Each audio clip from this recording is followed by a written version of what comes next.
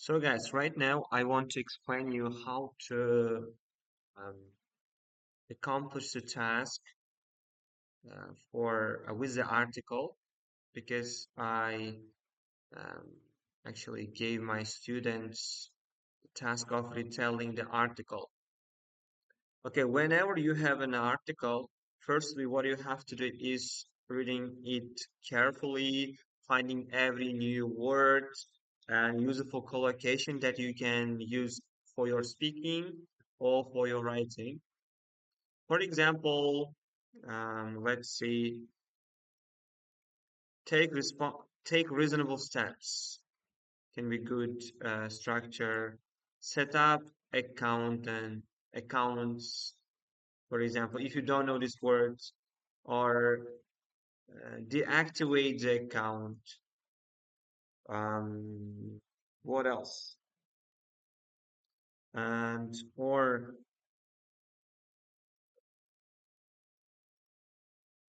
let me find some structures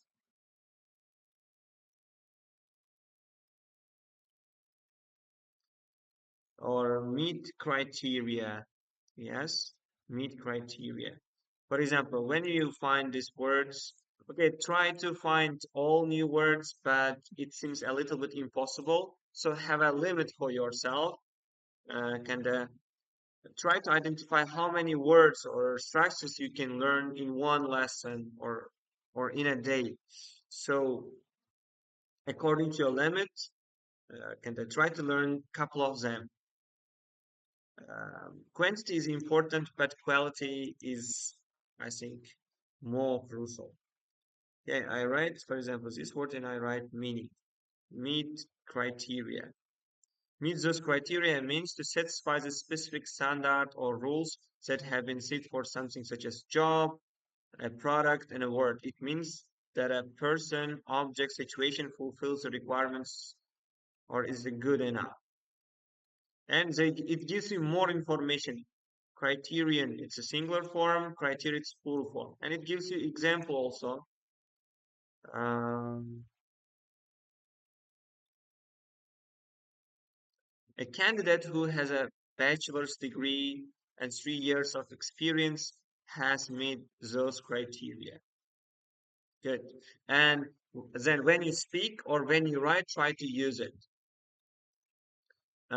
Okay, I read it in the morning, so I don't I'm not sure that I can remember the full information in this article. Furthermore, I'm a little bit tired because it's almost um, 11:30 p.m.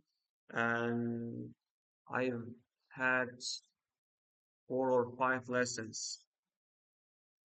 So, but I want to show you how to retell the information. For me, I mostly try to be natural and I want to speak what I can remember. And it's okay to look at the information to remind some parts. And if it's difficult for you to memorize the information, it's okay to take some notes. But no, I didn't have any notes, but in the next video, I try to show it with notes. Okay, how you should do? Okay, you should talk about what you understand. According to the article, the Australia is planning to ban social media for kids, um, and the kids, those kids are under 16, and from 10th of December in 2025, this new rule will be enforced, and um, all social media, not all, some social media platforms like X, Instagram, TikTok, Snapchat um, have to take some steps to ensure that underage children don't have any social media accountants. If this companies fail this requirement, they may face some fine. It's equal to, if I'm not mistaken, 65 million Australian dollars. Okay, let me find this information. Australian dollar. Okay, 49, almost 50 million Australian dollars.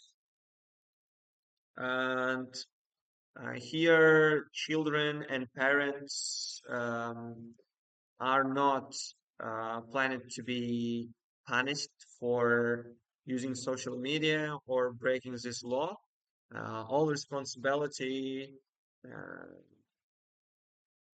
all responsibilities are up to social media platforms.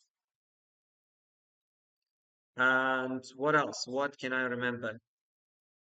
However, there are different opinions about this idea, but it's really popular and really, how can I say, the favorite idea by parents, as most teenagers and young people are experiencing a lot of um, negative influence of social media, like cyberbullying, um, or there was grooming and misogynistic information, and even as we know, the social media is getting more addictive due to the development of AI and new technological tools. So this idea has been welcomed by a lot of parents. However, some experts say that it may not work well as it's planned, because uh, 50 million Australian dollars may not seem kinda a lot for social media, as one of the experts from Meta company said that it takes around an hour, more than an hour, to earn this amount of money. And however, it's a huge step, and that's what I can remember, honestly, and I can keep continue. But as I said, try to retell the information when you are fresh, not tired like me. When you have enough time, it's okay to kind of speak several times. Right now, I'm talking without preparation, but it's okay to have some preparation. Like you tell, you make mistake, you stop and you start from scratch. By doing so, you make your brain, you force your brain to think in English and to reproduce the information that you already consumed. And as a result, it increases your confidence and fluency. And even, by the way, you can have some notes to use certain vocabulary. I think that's enough for now, but and, I will kind of make more informative video very soon.